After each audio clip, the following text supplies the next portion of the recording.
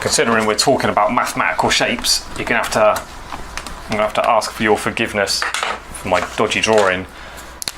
But I seem to remember when I did that video putting the 4 claws on. That's not too bad. I seem to remember realising that inside the oval is a nice rectangle, and then the points of that rectangle is where I'm aiming to put my claws. So look, you put your saw blade over it, you can really see down, cut things in half nicely to aid your imagination. So I'll decide a point where my claw will go, holding this nice and straight, nice and horizontal.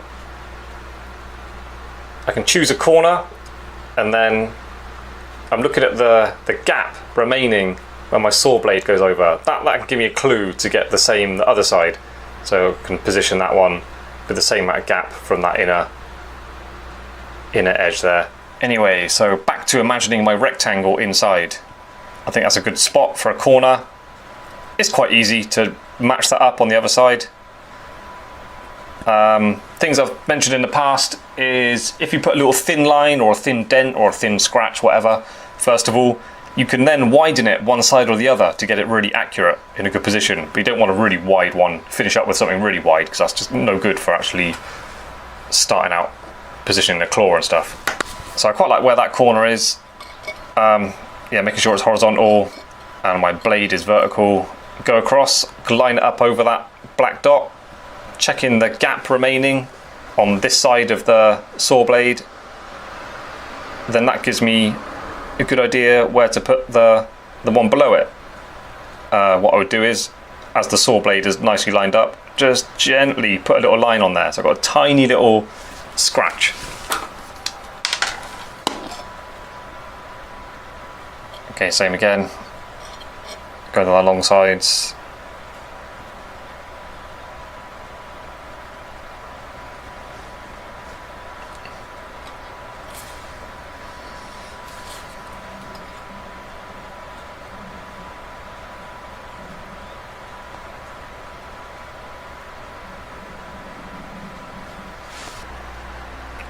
So you got 2 scratchy lines.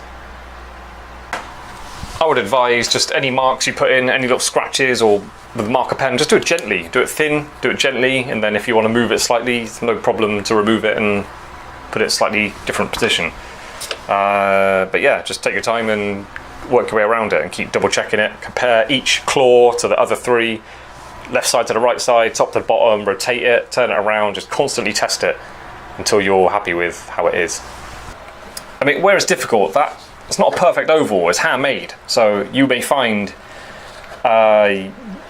you may have worked out really perfectly where the corner should go, but they don't look right still. So you end up adjusting it because your collet is handmade. So you might have one side a little bit more squeezed in the other. By all means, adjust the collet. It's not too late at this stage, but really you should not move on to doing the claws until you're really happy that your collet is the best you can get it.